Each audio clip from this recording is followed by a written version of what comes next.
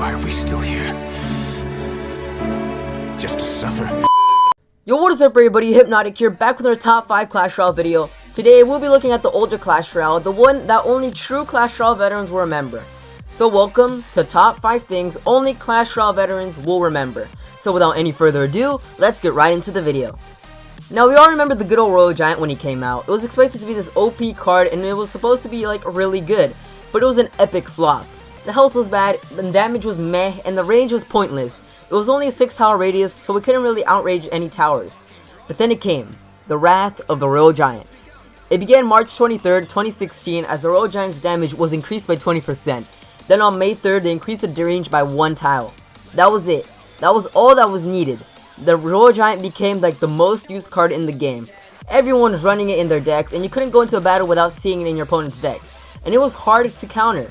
The game didn't have a great variety of cards like today, and so it was the trickier because your opponent already knew what cards you were going to most likely going to use, like the Barbarians or like the Skeleton Army, so they brought Fireballs or Zaps with them.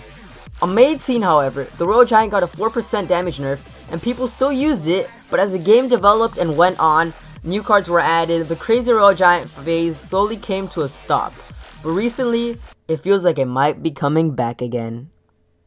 Now this next one is one that I really missed and really don't know why they got rid of. It all changed on October 20th of 2016 when the poison no longer slowed down troops. What an outrage. But yes, before that, the poison would slow down troops and would make it a great card for big pushes, hence the giant poison decks and golden poison decks, and it also helped with keeping troops in the radius longer.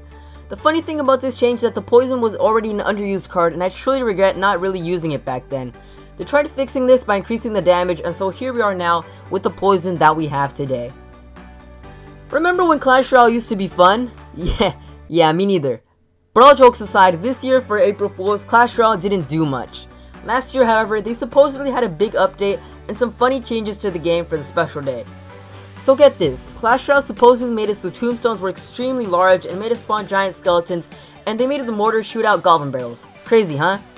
This was only supposed to be playable in friendly battles, but I wasn't playing the game that early, so I didn't get to try it out for myself, so I don't even know if it was actually playable in-game or if Nick and Wolt just put some amazing editing into their video. But even if it wasn't actually in-game, Nick and Wolt's gameplay was still really fun to watch, and it would have been cool if they would have added something like this year. Okay, this next one is really old, but it's still cool nevertheless. Basically, after Clash Royale was released in a few countries on iOS, the witch was basically a spawner.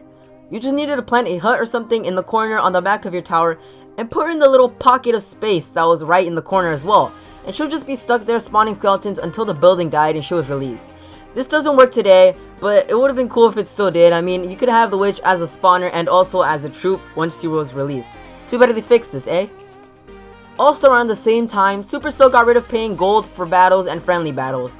Yes, that is right, it used to be that you needed to pay gold depending on your arena to go into a battle and also just to fight your friend and clan. And well, it was pretty stupid and I'm glad they fixed it. But can you imagine if they would have kept this and then you had to pay gold for your battles and just to go into a friendly battle with a clanmate? It would be BS. So did I miss anything, or did you like or agree to anything I said in this video?